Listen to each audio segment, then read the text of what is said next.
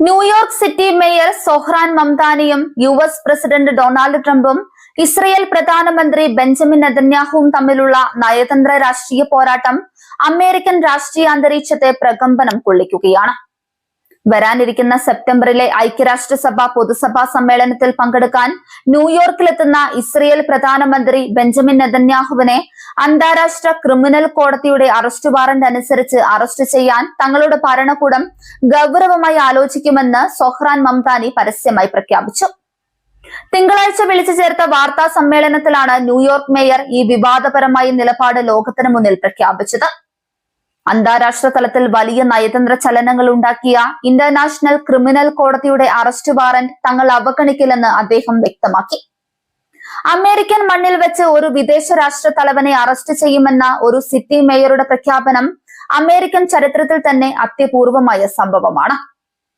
ഗാസയിലെ പലസ്തീനികൾക്കെതിരെ ഇസ്രയേൽ നടത്തുന്ന വംശഹത്യയുടെ പ്രധാന ശില്പിയാണ് നെതന്യാഹുവെന്ന് മംദാനി രൂക്ഷമായ ഭാഷയിൽ ആരോപിച്ചു. മാനവികതയ്ക്കെതിരായ കുറ്റകൃത്യങ്ങളും യുദ്ധക്കുറ്റങ്ങളും ചുമത്തിയാണ് ICC നെതന്യാഹുവിനെതിരെ അറസ്റ്റ് വാറന്റ് പുറപ്പെടുവിച്ചത്. അതുകൊണ്ട് തന്നെ കുറ്റവാളികളായ ഒരാൾക്ക് ന്യൂയോർക്ക് നഗരത്തിൽ യാതൊരു തരത്തിലുള്ള പരിഗണനയോ സുരക്ഷിതത്വമോ നൽകാനാവില്ലെന്ന കടുത്ത നിലപാടിലാണ് മംദാനി. സൊഹ്റാൻ മംദാനിയുടെ ഈ വൻ പ്രഖ്യാപനത്തിന് തൊട്ടു പിന്നാലെ കടുത്ത പ്രതികരണവുമായി ഇസ്രയേൽ പ്രധാനമന്ത്രിയുടെ ഓഫീസും US പ്രസിഡന്റ് ഡൊണാൾഡ് ട്രംപും രംഗത്തെത്തി. മംദാനിയുടെ പ്രസ്താവന അമേരിക്കൻ വിദേശ നയത്തെയും ഇസ്രയേൽ സഖ്യത്തെയും പരസ്യമായി വെല്ലുവിളിക്കുന്നതാണെന്ന് ചൂണ്ടിക്കാണിക്കപ്പെടുന്നു. ഇതോടെ വാഷിംഗ്ടണും ന്യൂയോർക്ക് സിറ്റിയും ടെൽ അവീവും തമ്മിലുള്ള ത്രികോണ രാഷ്ട്രീയ പോര് അതിരൂക്ഷമായി. ICCയെ രൂക്ഷമായി വിമർശിച്ചുകൊണ്ടാണ് ഇസ്രയേൽ പ്രധാനമന്ത്രിയുടെ ഓഫീസ് ഇതിനോട് പ്രതികരിച്ചത്. അന്താരാഷ്ട്ര ക്രിമിനൽ കോടതി ഒരു കങ്കാരു കോടതി മാത്രമാണെന്നും അമേരിക്കക്കാർക്കോ ഇസ്രയേലികൾക്കോ മേൽ യാതൊരു നിയമപരമായ അധികാരപരിധിയും ആ കോടതിക്കില്ലെന്നും ഇസ്രയേൽ ഔദ്യോഗിക പ്രസ്താവനയിൽ വ്യക്തമാക്കി. നെതന്യാഹുവിനെതിരെയുള്ള അറസ്റ്റ് വാറന്റ് പൂർണ്ണമായും വ്യാജവും രാഷ്ട്രീയ പ്രേരിതവുമാണെന്നും ടെൽ അവീവ് കൂട്ടിച്ചേർത്തു. മറുഭാഗത്ത് US പ്രസിഡന്റ് ഡൊണാൾഡ് ട്രംപ് തന്റെ സോഷ്യൽ മീഡിയ പ്ലാറ്റ്ഫോമായ ട്രൂത്ത് സോഷ്യലിലൂടെ ഇസ്രയേൽ പ്രധാനമന്ത്രിക്ക് പൂർണ്ണ പിന്തുണ പ്രഖ്യാപിച്ച് രംഗത്തെത്തി. മംദാനിയുടെ പേര് എടുത്തു പറഞ്ഞില്ലെങ്കിലും അമേരിക്കയിലെത്തുന്ന ബെഞ്ചമിൻ നെതന്യാഹുവിനെ ഒരു സാഹചര്യത്തിലും ഒരു രൂപത്തിലും അറസ്റ്റ് ചെയ്യാൻ അനുവദിക്കില്ലെന്ന് ട്രംപ് ആവർത്തിച്ച് വ്യക്തമാക്കി. ഇസ്രയേലിന്റെ സുരക്ഷ ഉറപ്പാക്കുന്നത് അമേരിക്കയുടെ കടമയാണെന്ന നിലപാടിലാണ് ട്രംപ്. സെപ്റ്റംബറിൽ നടക്കാനിരിക്കുന്ന UN പൊതുസഭാ സമ്മേളനം ഇതോടെ വലിയൊരു സംഘർഷവേദിയായി മാറാൻ സാധ്യതയേറെയാണ്. ലോക നേതാക്കൾ ഒത്തുകൂടുന്ന ഈ സമ്മേളനത്തിൽ പങ്കെടുക്കാൻ നെതന്യാഹു എത്തിയാൽ ന്യൂയോർക്ക് സിറ്റി പോലീസിനെ ഉപയോഗിച്ച് അറസ്റ്റ് നടപടികളിലേക്ക് നീങ്ങാൻ മംദാനി ശ്രമിക്കുമോ എന്നതാണ് ലോകം ഉറ്റുനോക്കുന്നത്. ഫെഡറൽ ഗവൺമെന്റിന്റെ സംരക്ഷണവും നഗര ഭരണകൂടത്തിന്റെ എതിർപ്പും തമ്മിലുള്ള വൻ ഏറ്റുമുട്ടലിനാവും ന്യൂയോർക്ക് സാക്ഷ്യം വഹിക്കുക. US ഫെഡറൽ ഭരണകൂടവും ന്യൂയോർക്ക് നഗര ഭരണകൂടവും തമ്മിലുള്ള നിയമപരമായ തർക്കങ്ങളിലേക്കും ഈ സംഭവം വിരൽ ചൂണ്ടുന്നുണ്ട്.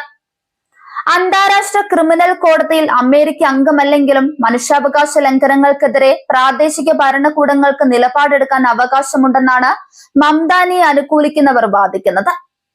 എന്നാൽ വിദേശ നയം നിർണ്ണയിക്കാനുള്ള പൂർണ്ണാധികാരം ഫെഡറൽ ഗവൺമെന്റിനാണെന്ന് ട്രംപ് അനുകൂലികളും ചൂണ്ടിക്കാണിക്കുന്നു.